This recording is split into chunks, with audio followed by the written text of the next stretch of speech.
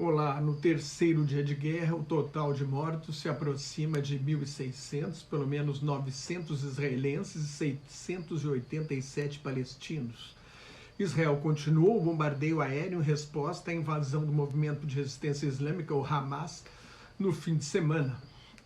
Israel convocou 300 mil reservistas num sinal de que planeja fazer uma invasão por terra na faixa de Gaza, mas terá de considerar a situação dos reféns tomados na ação terrorista. O Hamas sequestrou cerca de 6 israelenses e o grupo aliado Jihad Islâmica para a Libertação da Palestina alega ter 64 reféns em seu poder.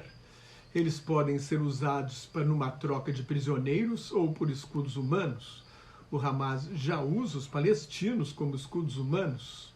Gaza é um inferno na terra. Uma prisão ao ar livre onde mais de 2 milhões de palestinos, já ouvi falar até que seriam 2 milhões e 300 mil, vivem numa faixa de areia junto ao mar Mediterrâneo de 45 quilômetros de comprimento por 6 a 12 de largura, num total de 365 quilômetros, sem água corrente, saneamento, sob o cerco de Israel e do Egito, desde que o Hamas assumiu o controle do território numa guerra civil contra a Organização para a Libertação da Palestina em 2007, e com essa tamanha concentração populacional, inevitavelmente um bombardeio maciço, como Israel pretende fazer ou deve fazer, vai matar muitos civis inocentes. O primeiro-ministro linha dura de Israel, Benjamin Netanyahu, adverte que isso é só o começo desse bombardeio. O plano de Israel é invadir Gaza para destruir a infraestrutura militar do Hamas e talvez até matar os seus líderes. Esta técnica de cortar cabeças não tem dado certo com grupos terroristas ou máfias do tráfico de drogas. Se o ambiente que gerou esses grupos não mudar, logo surgem novos líderes para continuar a luta, por mais suja que se considere. O combate humano, corpo a corpo, é a mais selvagem e brutal ação de guerra, quando a guerra moderna se aproxima do combate primitivo. O invasor não sabe o que vai encontrar a cada esquina, a cada casa ou a cada prédio invadido, pode ser alvo de emboscadas. Não adianta toda a superioridade tecnológica do exército de Israel. A determinação de eliminar a cúpula e a infraestrutura do Hamas exigem uma invasão prolongada, uma guerra longa de meses em vez de semanas. É difícil prever.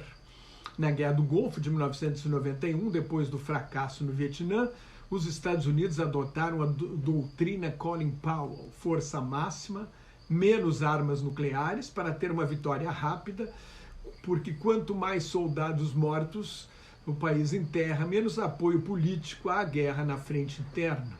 Os israelenses estão dizendo que este é o seu 11 de setembro, pela surpresa do ataque, pelo fracasso da inteligência, pelo número de mortes.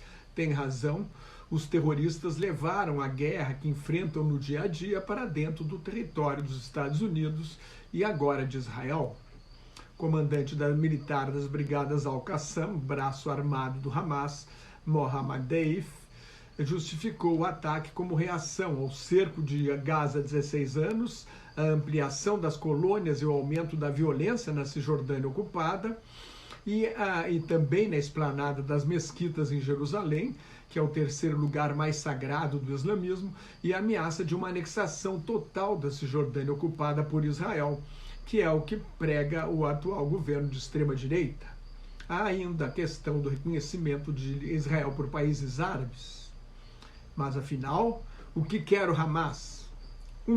O Hamas quer se apresentar como o legítimo representante e defensor do povo palestino na sua luta política contra a Organização para a Libertação da Palestina, que governa os territórios palestinos da Cisjordânia, enquanto o Hamas governa a faixa de Gaza. 2. O Hamas quer convocar outros grupos armados palestinos e aliados, como a milícia fundamentalista xiita Hezbollah, o Partido de Deus, a entrar na guerra. 3. O Hamas bombardeou as negociações para o estabelecimento de relações diplomáticas entre Israel e a Arábia Saudita. Isso hoje é inimaginável, pelo menos enquanto a guerra acabar, é totalmente impossível. Esse objetivo do Hamas foi alcançado. Quarto, Hamas quer uma reação brutal de Israel para ficar na posição de vítima, voltar à posição de vítima e abalar o prestígio internacional de Israel. 5. O Hamas quer mostrar serviço para os países que o financiam para ganhar mais dinheiro, como é o caso do Irã, do Catar e da Turquia. Duas observações que eu queria fazer. Uma, o Hezbollah, a milícia xiita libanesa, tem um poder militar maior do que o do Hamas e do que o próprio exército do Líbano. O Hamas gostaria de uma abertura de uma frente de combate no norte de Israel e no sul do Líbano, onde houve uma troca de foguetes entre Israel e Hezbollah. Mas o Líbano não quer que o Hezbollah entre na guerra. O Líbano está falido, com uma crise econômico-financeira muito grave, 2 milhões de refugiados sírios. Se o Hezbollah entra na guerra, a Força Aérea de Israel bombardeia e destrói toda a infraestrutura do país, como fez na guerra de Israel contra o Hezbollah em 2006. Outro ponto importante é o ataque ao novo Oriente Médio, entre aspas, criado por Netanyahu e pelo então presidente Donald Trump, em que países árabes reconheceram Israel, contornando a questão palestina. Quem ganha com isso? O Irã. O acordo Israel-Arábia Saudita iria criar uma frente contra o Irã no Oriente Médio. O Irã financia e arma o Hezbollah e o Hamas. Os países árabes não reconhecem Israel porque quando Israel foi criada pela Assembleia Geral das Nações Unidas em 1947, esses países não aceitaram a divisão da Palestina num país árabe e outro judeu e entraram em guerra em 1948, quando houve a fundação de Israel. Foi a guerra de independência de Israel. Nenhum país árabe reconhecia Israel. Em 1978, o Egito fez um acordo de paz. O Egito é o maior país que tem o maior exército do mundo árabe com Israel para recuperar a Península do Sinai. Em 1994, a Jordânia fez a paz com Israel. Eram os dois únicos países árabes até 2020, quando os Emirados Árabes Unidos e o Bahrein assinaram os chamados Acordos de Abraão, negociados pelos Estados Unidos. Depois, o Marrocos e o Sudão também reconheceram Israel. Este era o novo Oriente Médio e a negociação com a Arábia Saudita, que era o melhor de tudo, estava perto de ser concluída. O movimento nacional palestino sempre esperou que os países árabes condicionassem o estabelecimento de relações diplomáticas com Israel à solução do problema palestino, com a criação de uma pátria para o povo palestino.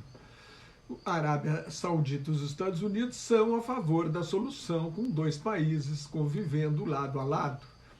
Mas o atual governo, o mais à extrema-direita da história de Israel, defende a anexação da Cisjordânia e a expulsão dos árabes, o que seria o fim da democracia israelense numa faxina étnica, ou então os árabes seriam relegados, discriminados, como num regime do apartheid. Nesta segunda-feira, dois ex-primeiros ministros de Israel, Ehud Barak e Yair Lapid, Barak é o general mais laureado da história de Israel, portanto não vai comprometer a segurança de Israel. Os dois ex-primeiros ministros defenderam a paz com a criação de uma pátria para o povo palestino.